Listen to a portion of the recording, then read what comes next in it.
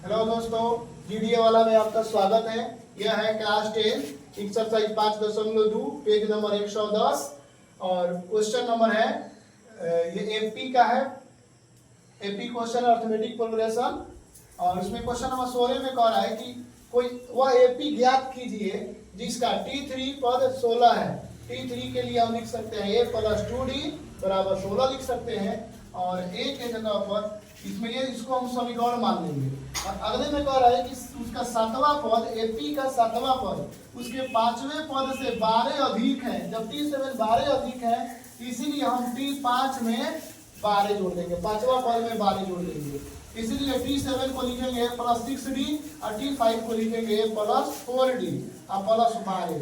अब एक जगह पर इधर आएगा प्लस है बराबर के राइट साइड से लेफ्ट साइड में जब आएगा तो ये हो जाएगा माइनस, अर्थात a हो जाएगा और प्लस यहाँ पर 6d और +4d जो बराबर के लेफ्ट साइड में आएगा तो -4d होगा।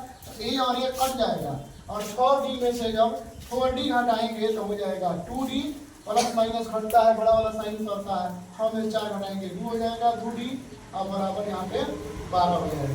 अब 2 से d में गुना है इधर जाएगा तो भागा हो जाएगा, 2 × 6 = 12, 6 हो जाएगा d बराबर। अब समीकरण 1 से इसमें देखना है, समीकरण 1 से a + 2 और d के जगह पर इसका मान आया है 6 तो 6 रखेंगे, 2 × 6 = 12 और बराबर के उधर जाएगा तो ये प्लस माइनस हो जाएगा, 16 में से 12 घटाएंगे 4 हो जाएगा, अर्थात a का मान 4। जिस समीकरण जिस एपी में अगर a का मान और d का मान निकल जाए वो आराम से एपी हम लोग ज्ञात कर सकते हैं, क्योंकि एपी का फॉर्मेट होता है a + d, a + 2d, a + 3d, इस तरह डॉट डॉट डॉट आगे बढ़ते हैं।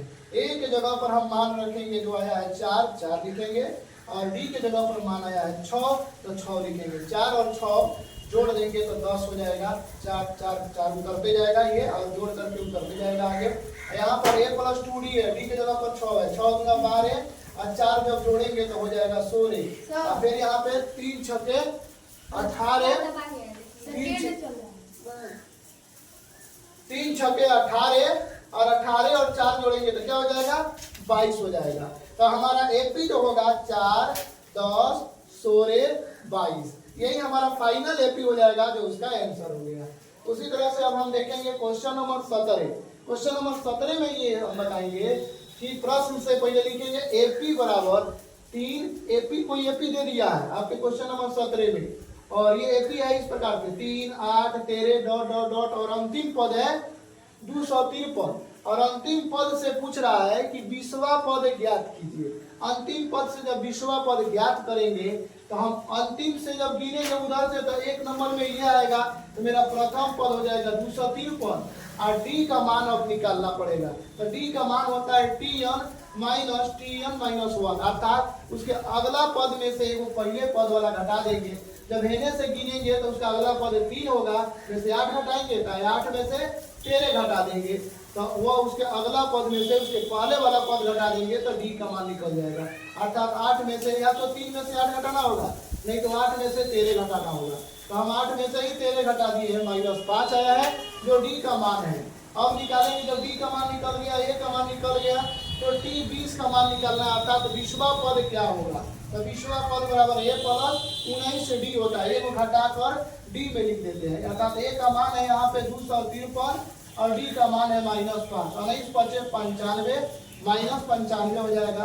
अब 253 में से 95 घटाएंगे, एक हासिल दे देगा, 13 में से 5 घटाएंगे 8, यहाँ पर 4 बचा, एक हासिल दे देंगे तो 14 में से 9 घटाएंगे 5, यहाँ पर 1 बचा है। तो मेरा 20वां पद हो जाएगा 158। इसी तरह के वीडियो को देखने के लिए लाइक और सब्सक्राइब करें। यदि ये वीडियो समझ में आ रहा है तो अपने दोस्तों के साथ शेयर करें।